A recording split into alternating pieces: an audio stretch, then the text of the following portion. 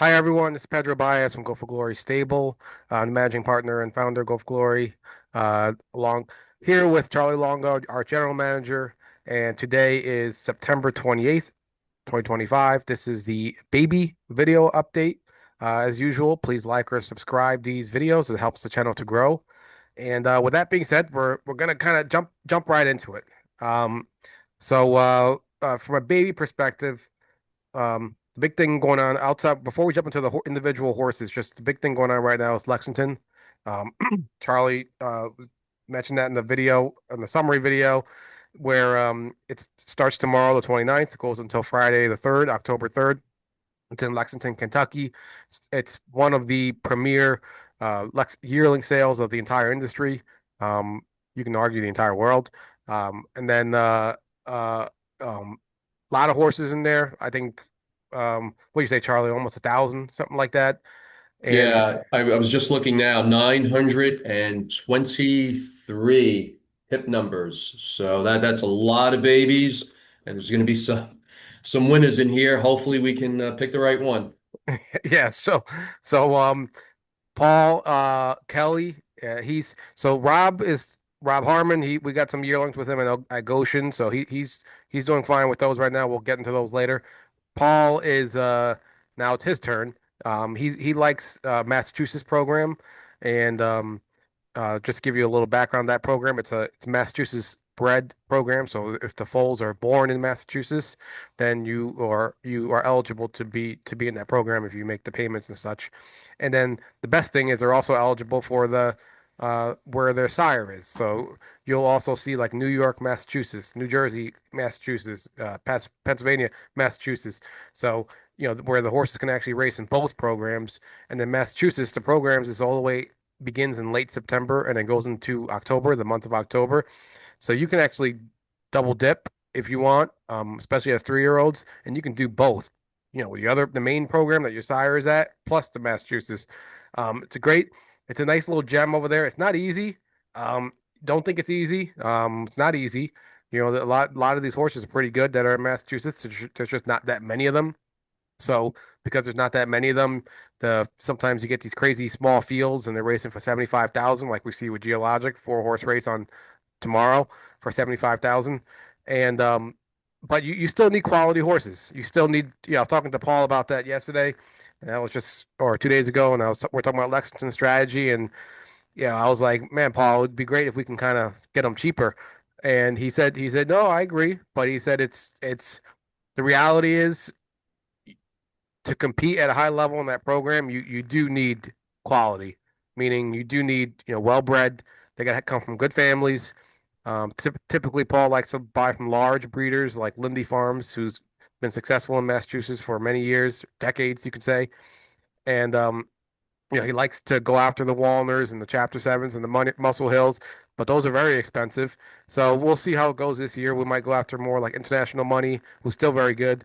Um, but yeah, so the plan is we're looking for Paul thinks he's gonna leave Lexington with at least 2 to 3 yearlings. Massachusetts is his target, and he's looking at about 10 of them, 10 or somewhere between 10 to 15 of them. So he feels pretty good that we can get out of there with two.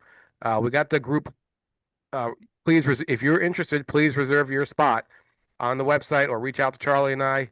Um, Basically you can reserve 1% of both horses, and then if you like them when we get them, you can always increase and try to get more if there's more available. But don't like please try not to wait until the reason why we do this is there are people who Paul's very good at this. He's been doing this for 40 years, so he's very good at this. He's not buying horses to just to buy them. He's buying them for specific reasons, and he thinks they can compete at a high level. So just trust Paul. We trust Paul. He's been doing well with him, and please reserve your spot.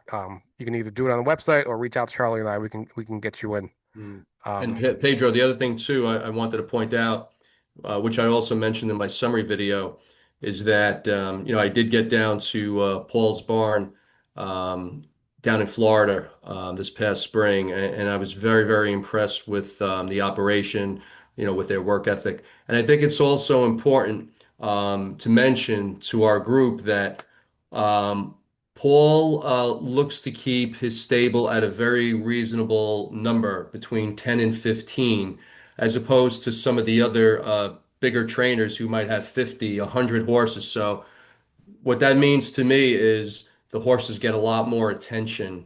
Okay, when you have a more manageable number, and I think that's an important thing. Those trainers with the bigger stables, they have to rely on a lot of second trainers um, to handle the daily responsibilities of getting these horses ready to get to the races. But Paul always has a vested interest because he does take a piece of all the yearlings, and I love to see that. So he's down there, he's working with them every day. He's jogging them along with Wally Hennessy, one of the top drivers, over the past 3 or 4 decades. Wally's a very sharp guy. So yeah, I was impressed with the level of attention and care that these horses get. And I think everyone should, feel pretty confident and comfortable, to invest in this two pack of Lexington yearlings, that Paul comes back with. Yeah, yeah, he's great. So looking forward to it. I'm just, you know, the way I do these things, just so you know from our side, we just give Paul reaches out and says how much, percentage you want and how many horses you want. And so we just kind of give him and the dollar amount. So that's how it works. And he'll do the rest. He's been, like I said, he has a lot of owners he reaches out to. He puts together these groups. And so this is always an exciting and to me one of my favorite time of the years because we can you kind of like you're gonna be watching the sale and be like, all right, did we get this one? Did we get this one? And so it's fun. So um, that's the big news from the yearling perspective, from bringing in horses. He will also look at Harrisburg. So we'll be looking at Harrisburg, which is in early November, but uh, we don't know how many horses we're gonna do, but I know right now we're at least gonna do two. So and we're not doing and it's not we're not doing big percentages. So we might only get like 25-35% of it because Paul has other owners he has to get in as well. We're not the only ones. He's a very popular trainer, been doing this for a long time. So he has to serve a bunch of different owners. So um just please if you're interested, let us know or you can reserve your spot online um in the group, the two horses. All right, so with that being said, we can start with the horses. So we have Adios My Lindy. Let me pull her up. She is racing on Monday, and she has a 5 hole here. And she's with Bruce Ranger, and Paul wanted Bruce Ranger, even though he backed it up with Brett Beckwith. He wanted Bruce Ranger because he's driven her now a couple of times, and she's a little bit of a tricky horse. She's very powerful filly, but she just kind of um how do I say this? She's still not as mature as someone like Geologic is, where she's you have to kind of harness her power a little bit, but we'll see how it goes. Um, she drew the gauntlet. She drew the gauntlet. And that's why we've been telling you that the 2-year-old filly trotters have been a lot more it's a lot more difficult than the 2-year-old colt trotters this year. Small population of horses, that's what happens. Sometimes you get just random setups like this, and this is what she got. So, Lindy in my dreams, our candy. Look at these horses. They're already made 75, 89,000. This Cash Out Express made 45. So these are good horses. This 3 horse isn't that good. So I'm thinking as long as Adios trots, we have a pretty decent chance to uh I would say let's just say Adios does what she's been doing. I would say she at least has a decent chance to get third or fourth. Because it's 3. I think we can beat this 3. We should beat this 3. But you never know what can happen though. Uh, uh, but at the same token, with me saying all that, I don't know how it's gonna go. I have no idea. I have no idea if Adios will wake up and all of a sudden just trot down the road and compete with these horses, the top horses. So we don't know. That's the beauty of this game. Mm. And what's also interesting, if you look over at the trainer column, those are and you'll see in both races you have pretty much the same trainers.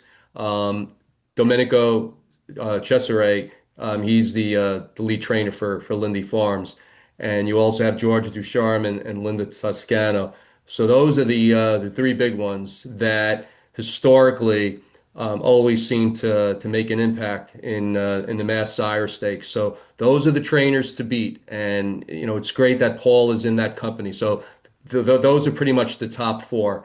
And I suspect it'll be the same next year and the year after. So those are the ones we always look to take down and beat because they have the backing, they have the owners, and they know what they're doing. So yeah, if we have some success against these guys, that's a feather in Paul's cap for sure. Yeah, Domenico Ciceri, just so you, I'm not even sure if I'm pronouncing it right, just so you all know. He's almost like I don't even know what they call it, Charlie, like a personal trainer or something. He Yeah, own he's the lead trainer for Lindy Farms. Yeah, he's actually from Italy, and I had the pleasure of meeting him and driving against him in a qualifier a few years back at Vernon Downs. So yeah, he was even down in Florida too. I had seen him down there. So sharp guy. He knows what he's doing.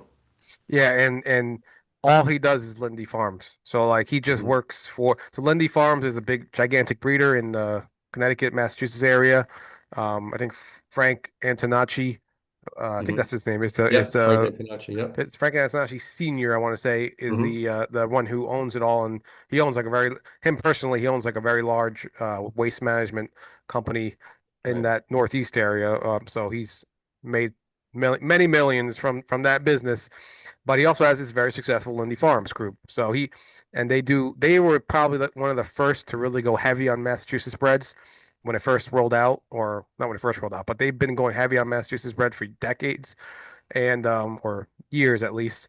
So but he doesn't play around. He breeds the best mares, Muscle Hill, Walner. He's breeding them to the best mares, best sires, and then Domenico Cherry is almost like his trainer. Like he all Domenico does is Lindy Farms.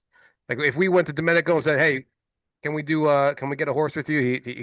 He said no. He works only for Lindy Farms. So that's so when you see him, think of Lindy Farms, and you think of if they're keeping the horse like they did with that two horse Lindy in My Dreams. They kept it. Meaning they didn't sell it at a sale because they must have really liked the horse for whatever reason. Um, George Ducharme, like Charlie, like you said, he's a New Englander, New Englander just like Paul, and he's been doing it same thing. He actually won the handball with Royalty for Life with Brian Sears, 2013, I think. Hmm. Um, That's right. he trains a lot for like Purple Haze, Wanda Policini, Purple Haze, and Hmm. a lot of Massachusetts breeders. But yeah, so this is Adios is in tough, and that's what we expected. If we flip flop, let's just see if she was actually in the other division. She would have been versus this EL Queen, which is she's a killer, and she made almost 100 grand in New York racing in Excelsior. She's a killer over there. We actually liked her a lot last year as a yearling. Like we loved her. We really did. And people were saying EL Titan. I'm not sure about that, but she looked incredible and had a good family. But she went for like 85,000, and that was way more than we were willing to pay for an EL Titan. Mm. Um, but look, there she is. And then this Fairy Tale Money 5-2, second favorite. That's the horse that Geologic went up against, and beat at the end, and she beat him the first time. And she's 5-2. She's a good horse. So I think Adios would have probably been better off in that. I think she would have been definitely competing potentially to win there. But luck of the draw. So we'll just wish. Let's just hope Adios stays on gate, minds her manners, and she has the power to win. It's just a matter of does she put it all together. You know. Anything else, Charlie? You want to add on Adios? No, nope. So that's Adios, my Lindy. And next up, so yeah, good luck to her to the owners on her. Um, she's in race one, so she kicks off the parimutuel card right away. On Monday tomorrow. Mhm. Next up is Geologic.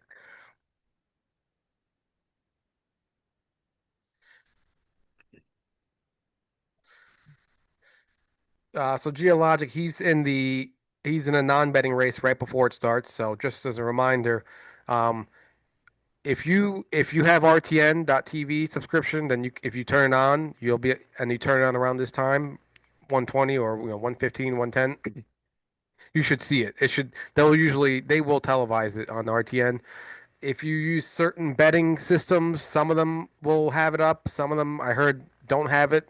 They only wait until the first pari-mutuel race. So just kind of like beware.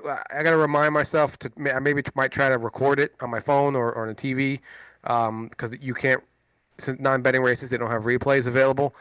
So just keep that in mind that it's non-betting. It's before the card. So if you're a serious owner, you really I really recommend just paying $10 a month and getting the harness racing subscription. Um, it's well worth it. I use it all the time. Um, but with that being said, Geologic, yeah, he's the two horse here.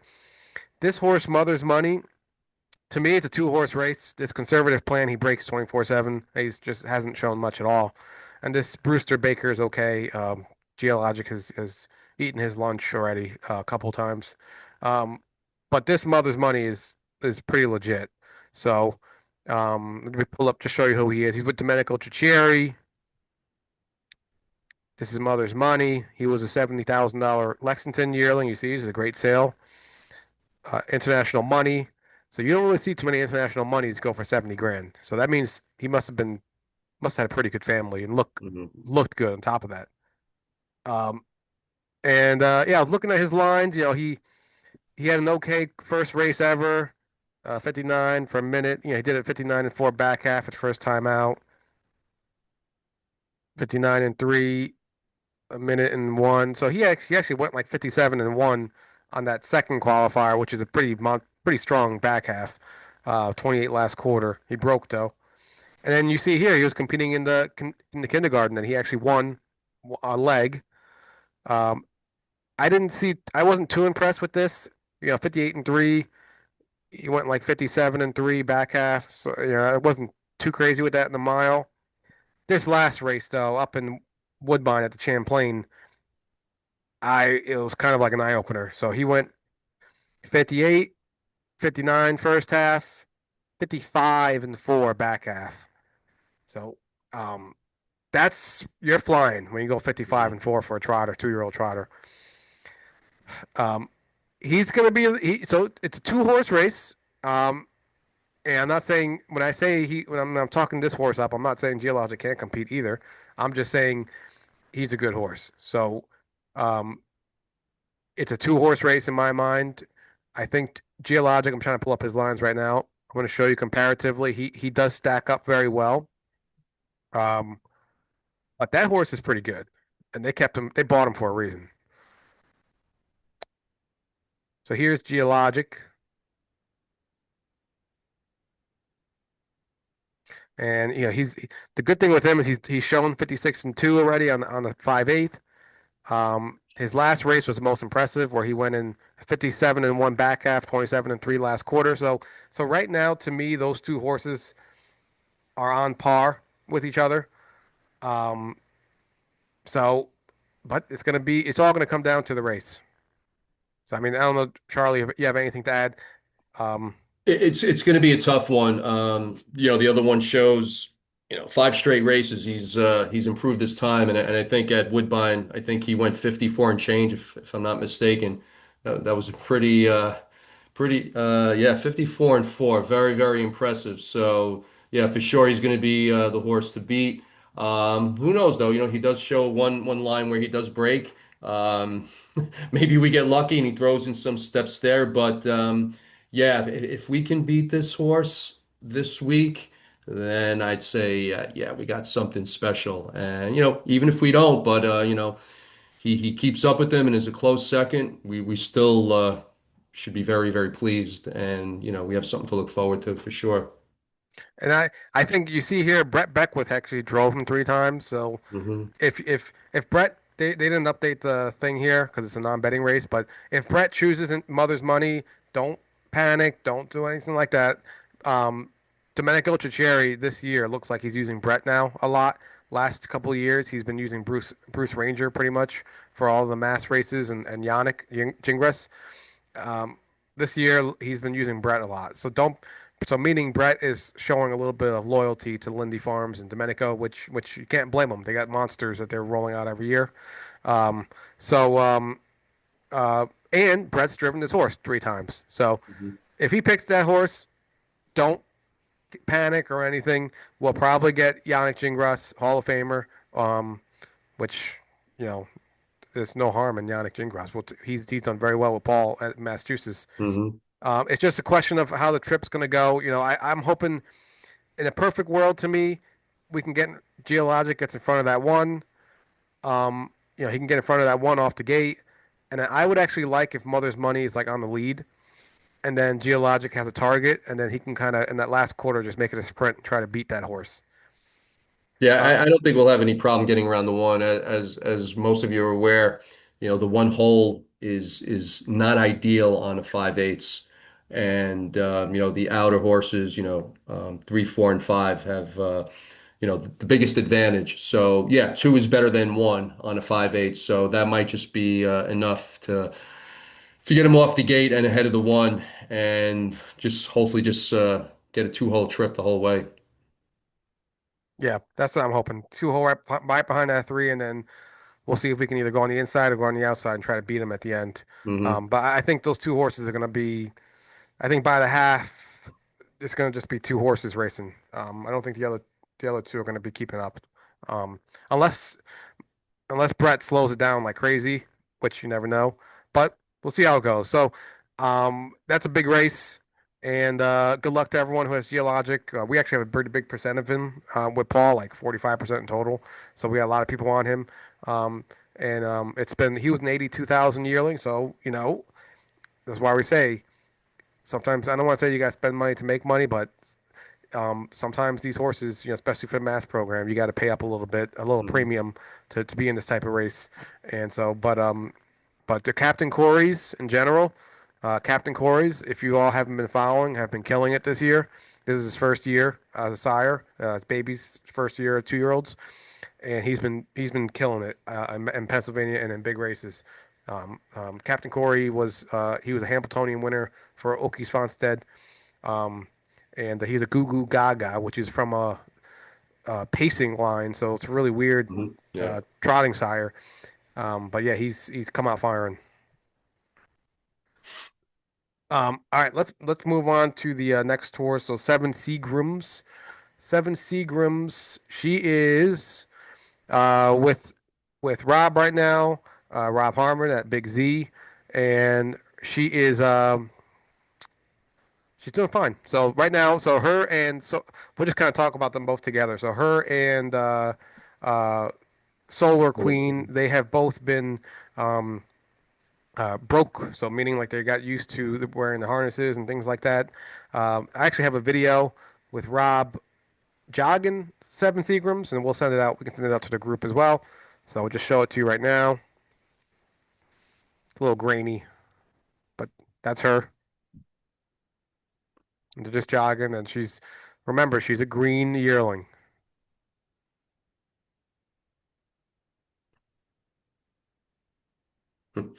Yeah, they like to look around a lot till they get comfortable with their surroundings. And yeah, as you mentioned, definitely a little green. And yeah, another couple of weeks, and she'll be fine. She won't be all over the place. Yeah, They're a so little, that they're a little clumsy early on for sure. yes. So everything is new. So wearing all this equipment, Robson behind her with the jog car, all this stuff, it's all new. So this is to be expected, and that's the beauty of the baby game. They're all learning to what their job is. Um, so let's move on. So she's doing fine. Nothing to note on her side, and um, it's going to pull up Solar Queen, but I'm having some um, technical issues. So we're going to hold off on Solar Queen. We'll try to get back to that. So who's up next? So 7 Seagrams, Skybox. He's not a Solar Queen in second chapter. So second chapter, there's nothing new to know. He's just eating grass right now in Paul's backyard. Paul has a paddock area behind his house up in Saratoga area. So he's um, he's just there. He's resting. Just needs more time. So that's Paul Balenciaga, who made 250 grand for him, and he never raced as a 2-year-old. He had some similar to uh, a second chapter. He went through similar things as a 2-year-old, so it was just better shut him down, bring him back as a 3-year-old. It happens, happens often. I always say 65% shoot for 2 out of 3 of your yearlings to make it as 2-year-olds. Last year we got lucky, 100% made it. This year I think we were at more like 60%, which is right about average. And that's fine. He's doing fine. He's not injured or anything like that. There's no, major problems or anything. He's not breaking and everything. It's just more of uh, physically, not, he's just not doing what Paul uh, kind of needs him to do at this point. And it's just that we're so late in the season, it's just better to shut him down.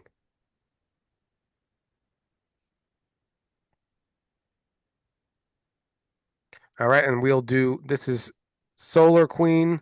That's her right here with Rob. That's Cooper, the dog, who helps Rob train. There's Solar Queen, and she's looking around too, just like Seven Seagrams did. So this is like Charlie, like you said, this is what they do. And if you notice, there's really no other activity on the track. So you don't want to get these babies out because they are so unpredictable. If there's a lot of activity on the track, two or three other horses that's fine. But for the most part, they are a bit unpredictable the first few times they're going out, and you want to be away from everybody if you can. Yep. And just so you know, so Seven Seagrams, her sibling corner store, her full sister corner store, six pack as well. She was spunky. She was very spunky as a 2-year-old. So I'm not shocked that Seven Seagrams is showing some spunk. And then what's her name? Solar Queen is she's a January foal, so she's pretty old. Um, she's pretty old from a yearling perspective. I think Seven Seagrams is like April, I want to say. So she has almost like 3 or 4 months on her. So that's big. That actually matters a lot. It's like I said before, it's like in kindergarten or first grade when you got the kid who's born at the beginning of the year and the kid who's born at the end of the year, and they look completely. You look. It looks like wow, it's like a little baby versus like a much mature, taller kid, and doing all this stuff. Same thing with the horses. Um, but everybody knows it too, so everybody wants to buy those January, February, March yearlings, and those usually cost more money. So but yeah, but with that being said, there's been great horses who are May, June foals as well. So happens all the time. Anything from January to June is fine. Maybe not too far into June. Let's keep it like as far as like maybe the first week, Charlie. But anything else, Charlie? You want to add on the babies? No, no, just to reiterate what you said. If we do have some late foals and they are about ready to race, then if they're racing against some horses that were foaled earlier in the year, they may have 3, 4, 5, 6 races under their belt, and may not necessarily be ideal for them to have to go up against them, right off the bat because they're going to be a little bit behind and they're chasing them, and you don't want to get them that you don't want them to like get a little sour, if they can't keep up. So, in a lot of those situations, um, might even be a better idea to just kind of just wait it out and just race them at 3 if that's the case. It all depends on the horse, if they're still growing a little bit. And we have to depend on the trainers, decisions as far as if they think the horse is, the 2-year-old is race ready, or if he's better served by, just letting them, not race at 2 and just bring them in at 3 once they're a little bit more mature and ready. Because look, the reality is, if they're showing that they're not going to be ready for, the stakes races, is it really worth, pushing them to try to, get 5, 10, $15,000 on their card? You're going to do more harm than good. So you got to take it on a case by case basis, I guess. Yep.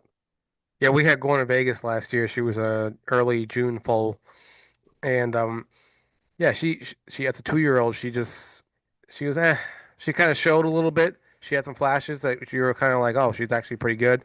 Then she wasn't finishing her miles, meaning she wasn't those last quarters weren't as strong as we liked it to be. But she came back as a 3 year old, and it was almost like it was a big jump. It was a very big jump from a 2 year old to 3 year old for her. And it's probably because she was a June foal. That's my guess. I'm not an expert, not a equine expert, but to me, she took a very big jump from a 2 to 3 year old. That was a little bit more of a jump I've seen in the past. And so but yeah, because of that, that 2 year old season is kind of like you're kind of hoping that you're kind of hoping that they're mature enough to compete. Um, some of them are, but Yeah, and the last thing you want to do is, put them into race against some real monsters that have performed well. They're very, first mhm, few starts. Never a great thing, but sometimes you just don't know until they race. You kind of want to see, what they're showing, or two, if you can, and if they seem ready. Qualifiers at a minimum, obviously, get them schooled and then qualifiers and get a start or two. And then if you should go forward or just shut him down and wait till next year, exactly. you know. So anyway, with that being said, that is the baby video for the 28th, September 28th. Charlie, you have anything to add or? Nope, let's move on to the racehorses in the next Uh, video. All right, good luck everyone, your babies. Take care.